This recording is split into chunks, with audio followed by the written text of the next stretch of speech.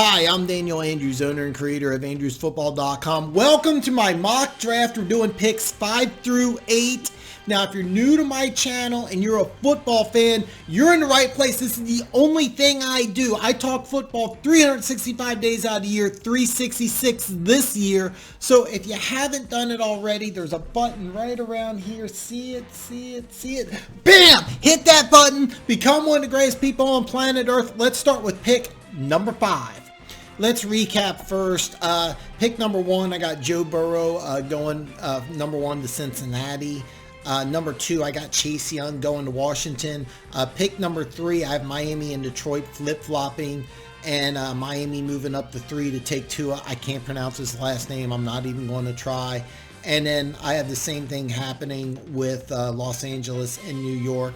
The Los Angeles Chargers still sounds weird to me, but I have the Chargers picking 4th, and they're going to take Justin Herbert. So with the 5th pick, Detroit's on the clock.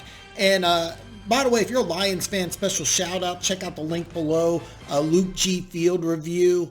If you're a Lions fan, you got to follow this guy. And I've been telling Luke and Funky Nuts for a while now who Detroit's going to take. So with the 5th pick in the 2020 NFL draft, the Detroit Lions are going to take Isaiah Simmons. He's going to play everywhere. Defensive player out of Clemson. And this is a joke because these guys have both been really high on Simmons. I've been saying it's going to be Derek Brown, who's number 2 on my big board. But I'm looking at the free agent signings that the Lions have done. I'm looking at Danny Shelton and Nick Williams. And you're not going to sign those 2 guys and then draft Derek Brown. Everything that they're doing looks like they're building this defense for a guy like Isaiah Simmons to come in. I think now I'm finally on board with the Isaiah Simmons going to Detroit. They may actually take him at 3. They may not even want to risk trading down to 5. In this mock, I got them trading down to 5, getting an extra pick.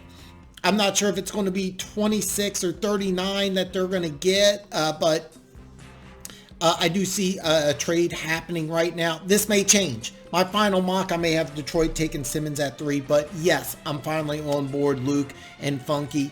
Isaiah Simmons going to Detroit. I'm on board with it. With the 6th pick, the Giants are on the clock. If you watched my previous video, nothing's really changed. I think the Giants are going to trade down to 6th. I still think that they're going to take tackle. I like Jedrick Wills out of Alabama. I think he's going to be your day 1 starter on the right side. I think in 2021 he replaces Solder on the left side. I don't see anything changing there. Could you take him at 4? You could, but I think the Chargers, after seeing 2 quarterbacks go off the board, I think that they're just going to say, hey, look, let's get our guy. There's a possibility that they may just decide to stay at 6. I think they take a quarterback, whether it's at 4 or at 6, and I do think the Giants are going to take a tackle, whether it's at 4 or 6, and I think they're going to go with Wills, and I think Chargers are going to go Herbert. So if you want to flip-flop those 2, I don't have a problem with that, but that's the way I see it.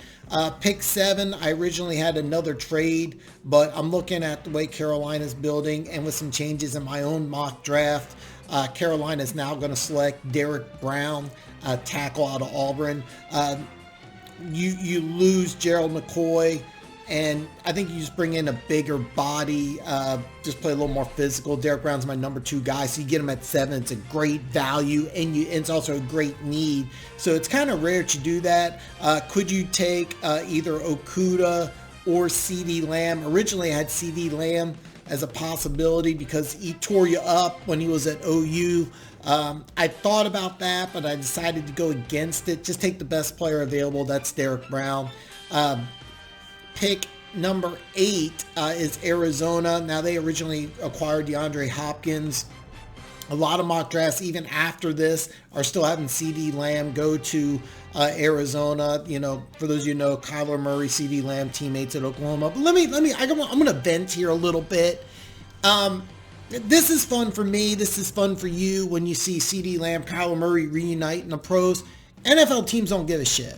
All right, NFL teams do not care where you went to college at. Now let me rephrase that, because like I know the Cincinnati Bengals, they like players from bigger schools, but NFL executives aren't sitting around going, hey, well, Kyler Murray and this guy were buddies at OU. We should take him. They don't care. No, they're going to look at a player and see if he's a good fit. Is CeeDee Lamb a good fit? Sure, but after DeAndre Hopkins, no, he's not a good fit because you don't need it, and you could get a receiver in the second round. Now, keep in mind, I know they traded their second round pick, but this is a deep wide receiver draft. No need to take one at 8, especially after you already got DeAndre Hopkins.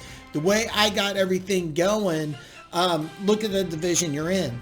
All right, the NFC West, you got Russell Wilson, you got Jared Goff, you got Jimmy Garoppolo. Kyler Murray's the 4th best quarterback in this division. Now, after the 2020 season, will you remove him above Garoppolo?